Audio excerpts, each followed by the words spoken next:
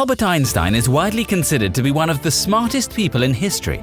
His theorem, E=mc², is often used as a synonym for intelligence. But behind the highly public life of a scientist, there was a mysterious man. Today, we're exploring 10 things you didn't know about Albert Einstein. Einstein's brain was famously preserved after his death. When he died at age 76 in 1955 of an abdominal aneurysm, the pathologist who autopsied him kept his brain. Harvey sliced hundreds of thin sections of brain tissue and placed them on microscope slides, some of which he revealed in the years following his death. However, he kept secret 14 photographs of the brain, which were recently discovered. A new analysis of those photos suggests Einstein had unusual levels of folding across his cerebral cortex, the gray matter responsible for conscious thought. Einstein's brain has an extraordinary prefrontal cortex, which may have contributed to some of his remarkable cognitive abilities, a researcher notes in the study. It turns out that Einstein had a killer corpus callosum, a large bundle of fibers connecting the left and right hemispheres to each other. The corpus callosum keeps each side of the brain informed about what the other half is doing, says Isidor Falk, who contributed to the study. According to Falk, the corpus callosum is both physically and cognitively important. The inner brain connection also allows our hands to coordinate and our bodies to move with intention. But it also allows thoughts and ideas that are generated in the right brain to be processed and expressed with language, which originates in the left. We all have that connection between left and right, says Falk, but for Einstein, the connection was extraordinary. Einstein didn't want his brain or body to be studied. He didn't want to be worshipped. He had left behind specific instructions regarding his remains: cremate them and scatter the ashes secretly in order to discourage idolaters, writes Brian Burrell in his 2005 book, Postcards from the Brain Museum. But Dr. Thomas Harvey took the brain anyway, without permission from Einstein or his family. When the fact came to light a few days later, Harvey managed to solicit a reluctant and retroactive blessing from Einstein's son, Hans Albert, with the now familiar stipulation that any investigation would be conducted solely in the interests of science, Burrell writes. A front-page article in the New York Times reported that the brain that worked out the theory of relativity and made possible the development of nuclear fission had been removed for scientific study. The pathologist who conducted the autopsy, Harvey, had gone further than simply identifying the cause of death, a burst aorta. He had sawed open Einstein's cranium and removed its celebrated contents. He had some big professional hopes pinned on that brain, says Carolyn Abraham, who met Harvey while researching her book Possessing Genius, the bizarre odyssey of Einstein's brain. I think he had hoped to make a name for himself in medicine in a way that he had been unable to do. And then he comes to work one morning and finds Albert Einstein on his autopsy table. Einstein was married twice, first to his former student, Mileva Maric, and then to his cousin, Elsa. His marriages were marred with affairs, along with women lavishing gifts on him. In previously known letters, Einstein expressed the misery he experienced in his first marriage, describing Mileva as a depressed and jealous woman. The stipulations were as cold and precise as any of his mathematical equations. In July 1914, Albert Einstein wrote to his first wife, Mileva Maric, the mother of his two sons, laying down a series of conditions under which he would agree to continue their marriage. A. You will see to it, 1. That my clothes and linen are kept in order. 2. That I am served 3 regular meals a day in my room. B. You will renounce all personal relations with me, except when these are required to keep up social appearances. And you will expect no affection from me. You must leave my bedroom or study at once without protesting when I ask you to. While he was an undisputed genius, apparently Einstein was not a kind partner. Private Einstein letters fell into the hands of the public in the 80s and caused a lot of sensation because they revealed that Einstein had an illegitimate daughter with his former fellow student, Mileva Maric. Mileva gave birth to a daughter at her parents' home in Novi Sad. This was at the end of January 1902, when Einstein was in Bern, Switzerland. It can be assumed from the content of the letters that the birth was difficult. The girl was probably Christianized. Her official name is unknown. In the letters received, only the name Liesl can be found. The further life of Liesl is even today not totally clear. Michelle Zackheim concludes in her book Einstein's Daughter that Liesl was mentally challenged when she was born and lived with Mileva's family. Furthermore, she is convinced that Liesl died as the result of an infection with scarlet fever in September 1903. From the letters mentioned above, it can also be assumed that Liesl was put up for adoption after her birth. Einstein's greatest role in the invention of the atomic bomb was signing a letter to President Franklin Roosevelt urging that the bomb be built. The splitting of the uranium atom in Germany in December 1938, plus continued German aggression, led some physicists to fear that Germany might be working on an atomic bomb. Among those concerned were physicists Leo Szilard and Eugene Wigner. In 1933, the same year Adolf Hitler became Chancellor of Germany, Szilard discovered the nuclear chain reaction, the process that unleashes the energy locked in atoms to create enormous explosions. And by 1939, he had become convinced that German scientists might be using current scientific developments to develop an atomic weapon.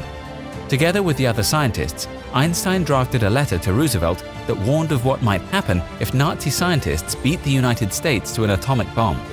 It appears almost certain that a nuclear chain reaction could be achieved in the immediate future, he wrote, sounding the alarm on extremely powerful bombs of a new type and advising Roosevelt fund an initiative to research atomic energy. While Einstein later said he felt he had no choice but to encourage the US to develop the technology, he called the letter his one great mistake, having learnt that Germany was never close to developing atomic bombs. Almost as iconic as Einstein's theorem, E=mc², is the classic photo of him sticking his tongue out. That wacky tongue photo is everywhere from classrooms to college dorm rooms. For a serious scientist who made such formidable discoveries about the universe, that's a pretty silly face to make. But it makes sense when you understand the circumstances. The image that The Guardian calls, arguably one of the best-known press photographs of any 20th century personality, was taken on March 14, 1951, Einstein's birthday. The scientist was leaving his 72nd birthday party at Princeton University, which had been swarming with photographers, and was understandably tired of smiling all night. As he left the event and climbed into the back seat of a car between Dr. Frank Eydelott, the former head of the Institute of Advanced Study at Princeton University, and Eydelott's wife, Marie Jeanette, another throng of reporters and photographers advanced. Einstein was in no mood. According to a legend, he shouted, "That's enough!" But they didn't listen. Out of exasperation and maybe a little spite, Einstein stuck his tongue out at the crowd, then immediately turned away. Albert Einstein was already a world-famous physicist when the FBI started keeping a secret dossier on him in December 1932. He and his wife Elsa had just moved to the United States from their native Germany, and Einstein had been very vocal about the social issues of his time, arguing publicly against racism and nationalism. By the time of Einstein's death on April 18, 1955, that FBI file would be 1,427 pages long. Agency director J. Edgar Hoover was deeply suspicious of Einstein's activism. The man was quite possibly a communist, according to Hoover, and was certainly an extreme radical. Einstein himself probably would have laughed out loud at those labels if he'd known about them. He'd heard far worse from the Nazis back home, and he was not at all intimidated by officialdom. Unthinking respect for authority is the greatest enemy of truth, he declared in 1901. But now, new details are emerging in the Einstein File, J. Edgar Hoover's secret war against the world's most famous scientist, by Fred Jerome, who sued the government with the help of the Public Citizen Litigation Group to obtain a less censored version of the file. The new material spells out how the Bureau spied on Einstein and his associates and identifies some of the informants who said he was a spy. The agents went through the trash and monitored mail and telephone calls. Perhaps it was because his brain was so full of high-level mathematics, but Einstein never learned to drive proficiently. Growing up in Germany, he relied on public transportation, and once he moved to America, he either depended on friends or had a chauffeur drive him. Apparently, this also had to do with the fact that Einstein was an avowed pedestrian. He loved to take long walks and think. Many people attribute this to his wandering mind. Contrary to popular belief, young Albert was a good student. He excelled in physics and mathematics, but was more of a moderate pupil in other subjects. However, his teachers noted that he often daydreamed during class, though he would do well on tests. It's not exactly the thing that made Albert Einstein famous, but the modest smoking device just may have helped create his world-changing theories and formulas. Since it first arrived at the Smithsonian more than 30 years ago, Einstein's pipe isn't just a notable personal item from one of history's great thinkers. It is also the most popular single item in the museum's entire modern physics collection, officials there say. It's in a class by itself, says Roger Sherman, the Smithsonian's associate curator for the modern physics collection of the modest wooden pipe from before 1948. The pipe itself is not currently on display among the science holdings of the Smithsonian's National Museum of American History in Washington. Instead, as proof of its popularity, it's at the National Museum of American Jewish History, a Smithsonian affiliate in Philadelphia, for several years. Although in later years he restricted his smoking on doctor's orders, he couldn't bear to give up the tactile experience of a pipe itself. He once said, "Pipe smoking contributes to a somewhat calm and objective judgment of human affairs." When he was 5 years old and sick in bed, Hermann Einstein brought his son Albert a device that stirred his intellect. It was the first time he had seen a magnetic compass. He lay there, shaking and twisting the odd contraption, certain he could fool it into pointing off in a new direction. But try as he might, the compass needle would always find its way back, pointing in the direction of magnetic north. A wonder, he thought.